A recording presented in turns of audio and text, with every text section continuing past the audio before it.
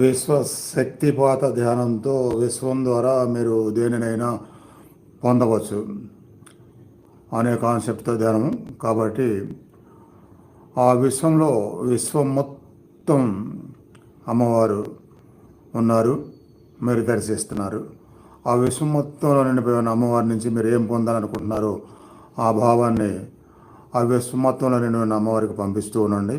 సంకల్ప భావాన్ని. ఆ సంకల్ప భావం ఏదైతే మీరు బాగా నిలుపుకుంటారో అప్పుడు ఆ సంకల్పం నెరవేరుతుంది.